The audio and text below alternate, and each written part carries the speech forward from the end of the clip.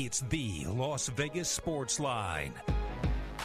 Here we go. It is the Wednesday edition of the Las Vegas Sportsline, coming to you live from beautiful Las Vegas here at Lotus Broadcasting. Mark Seidel's producing the show. Patrick Everson from Covers.com is here. Teddy Covers. Ted Savransky will be along shortly. He is en route after shooting some vids for a Wager Talk. And Teddy's fighting the traffic, and we'll be here in just a little bit. We've got Jason Logan from Covers.com. Covers J-Lo. Maybe not the most popular J-Lo on the planet, but he'd be number 2. Okay? And he'll be with us later on with some interesting trends. I'm Dave Kogan. And, Patrick, let's start off with UNLV because they got a win last night. Not a bad performance. Got a victory over UC Riverside. We're not going to try and sell it as anything meaningful. The Highlanders are not good. If there are 350 teams in D1, they're in the bottom 50. So it's a team they're supposed to handle. But the thing that strikes me is I've been here for a long time. I mean, it's closing in on 4 decades. And I have never seen anything close to this in terms of a lack of excitement over UNLV hoops. And I'm wondering, you talk to the sportsbook guys all the time. What's the volume like on UNLV games? Is this reflected? Is my impression reflected at the sportsbook so far, or is it just kind of a misconception on my part? It may not be reflected quite yet this season, but it is a trend that has been established and is, in progress and looks like it might remain, continuing on that line this season. I was talking about this with John Murray, director at the Superbook this morning, and he said, look, it is a little too early to tell this year, but the last few years, it's UNLV basketball, betting on it, the volume, it's certainly become less popular. He said the team has just not been very good, and he said, listen, local teams do draw action when successful. Well, now, see, and this is an interesting point because, a few years ago, there were no apps, and you had to go to the sportsbook to make the bet. Betting volume on just about everything has gone up, in fact, in a pretty big way because of the convenience of all the sports books around town. I don't think there's any that don't have apps at this point. So for anything, any product, particularly a local product, to be trending in the opposite direction, Teddy, that's not a good sign. No, I mean, they took a bunch of action on the total last night. They're betting the under. But I'm talking in a volume sense. Sure, but there was a point at which UNLV basketball was the biggest game in town. Right. That is no longer. That was then. This is now. We got the Raiders coming. We got the Golden Knights now, and the fact that you can bet from your phone at home means that you're probably betting other things besides UNLV. I don't think it's a statement on the program as much as a statement about our city. See, I kind of do because the city's gotten bigger. The city's gotten bigger, but when you've got something hot locally, it'll draw tremendous action. And the Golden Knights are a perfect example of that. I mean, the volume on Golden Knights last year was it was amazing. It was at football levels at times. I mean, if UNLV was, in the middle of the Tarkanian era now, and we're competing for championships, of course you'd have to wait in line on the app to make a bet. But, again, those days have come and gone. UNLV's not going back to that level. The Lon Kruger era is about as good as we're going to get. Yep, and that's over a decade ago now. I mean, it's really an ancient history thing. All right, well, we talked about the Rebels a little bit. Anyway, good win. Hope they get a few more. Time for us to start checking out the Wednesday action. We will do so with our MJ Christensen 4 at 4.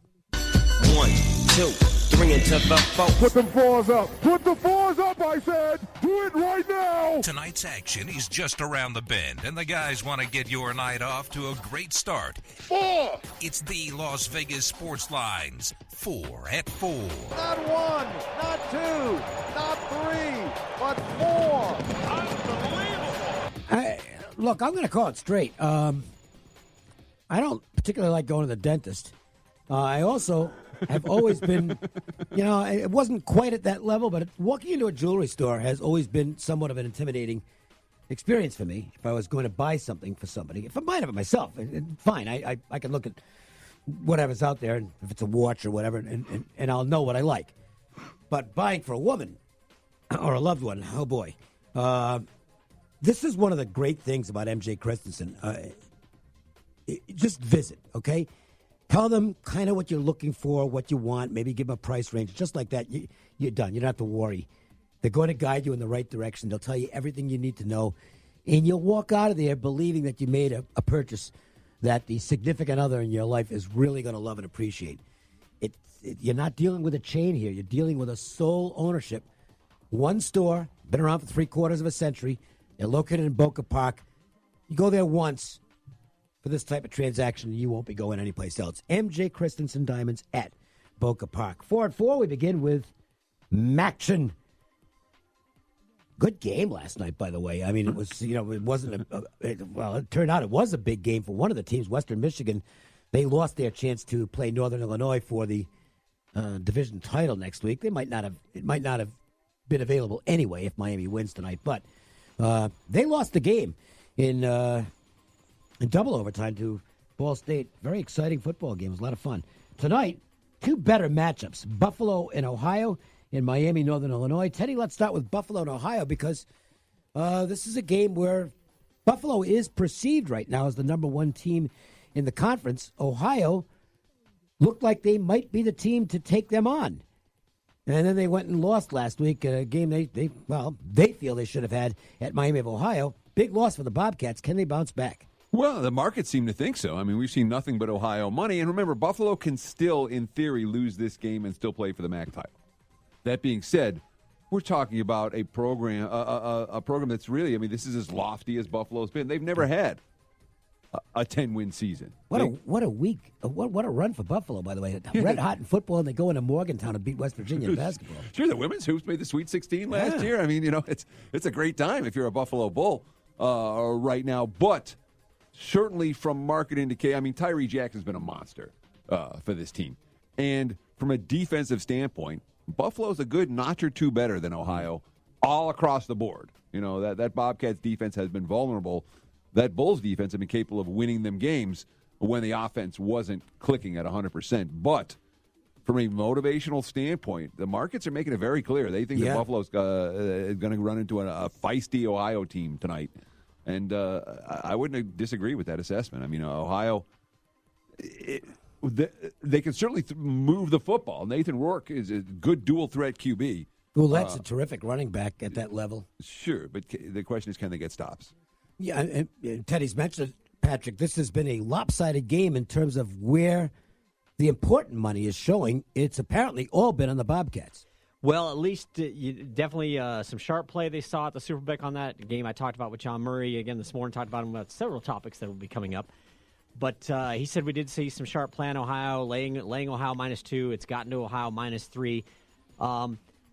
There are, he did say there are a fair amount of tickets on Buffalo, but obviously the money seems to be running the other way. As Teddy alluded to, bettors maybe expect Buffalo to run into a tough time tonight. But some tickets on Buffalo, which you'd expect of a 9-1 team. And, we'll see how this shakes out for them. It looks like it might be a MAC-level pros versus Joes. And the second game could be as well, with Miami of Ohio challenging Northern Illinois.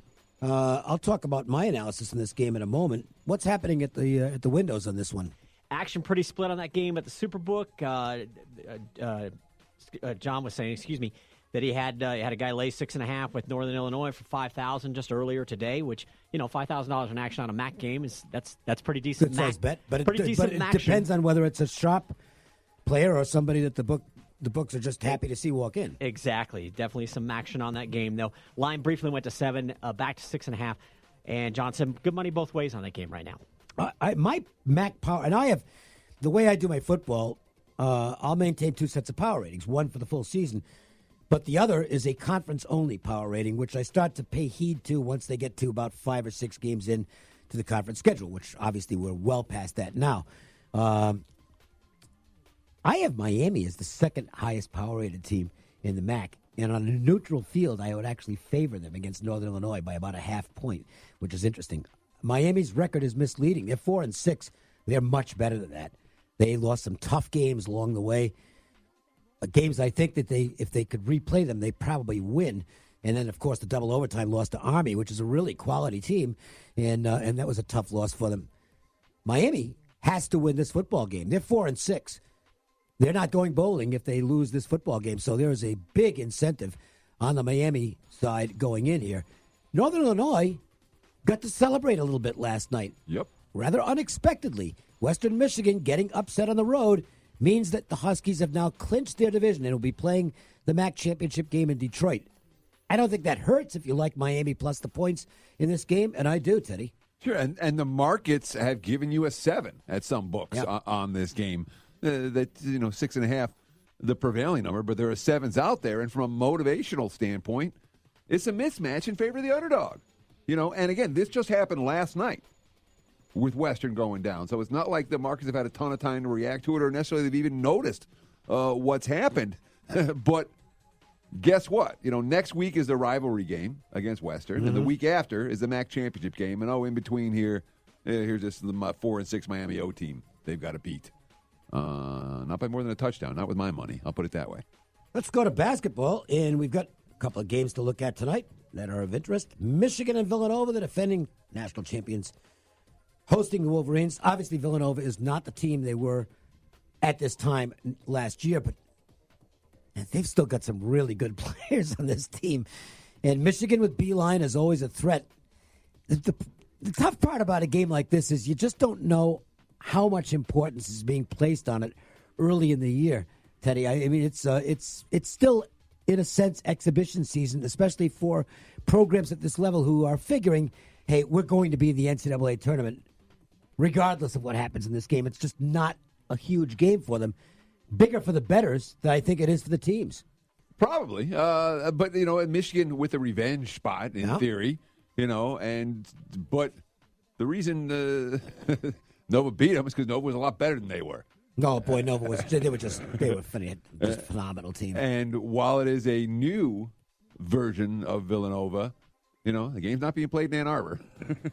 I wouldn't be surprised if Nova's better than them again. What's happening at the windows on this one, Patrick? This is interesting. Not a lot. John Murray was really surprised. He says, "Look, great matchup to known entities. Obviously, a rematch of the national championship, but as you guys have alluded to, not the same two teams that met just a few months ago, beginning of April there." But he said it's just very unusual. No one's really betting on it. Line did open Villanova 7.5, went down to 7, but not terribly a lot of activity on it at this point. What are you seeing? Did you ask them about the overall handle in college hoops? Have they seen a lot of early season college basketball action, or is the handle relatively light still? I didn't bring that up with him, but I would have to think that that's a very good assessment, because if a game like Michigan Villanova, even in light of the fact that these aren't the same two teams that met a few months ago, people remember that. It's like, hey, this is a rematch of the national championship game. So the fact that a game like that might be down, drawing down, might indicate that just college basketball's off to a little bit of a slow start on the handle. People don't know the teams yet. Yep. But one team they think they know, and a lot of experts very excited about this year's Marquette team. Last year was kind of the transition year where they brought in a lot of new people. And last year, people were saying, watch out for Marquette next year. They're going to be really, really good. Well, we start to find out how good tonight as they're on the road at Indiana. Marquette is a small dog in this game, but I've talked to a few people who think that, hey, Marquette is the winner in this basketball game. They're better than Indiana right now. What's the market say? The market says, at least at the Superbook, and I'm sure some other places, John said, we've seen some small tickets on Marquette. They've got some interest there. They're still hanging at 5.5. Okay. The line on that game, Indiana 5.5.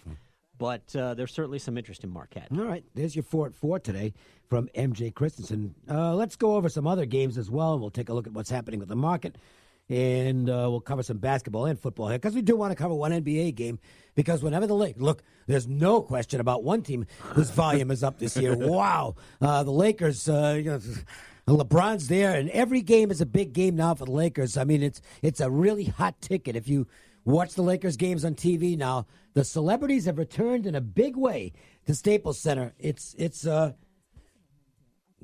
the hottest ticket in town. The Lakers, LA is a Lakers town. Okay, I know the Rams are there, the Chargers are, sort of there, and you got college football, and college basketball, but this is a Lakers town, and people are very excited about this team. Blazers and Lakers tonight, Patrick. What's going on with this one? Well, the majority of the money on Los Angeles, no surprise. Although John said at the Superbook, nothing too lopsided yet. They'll see most of the money later.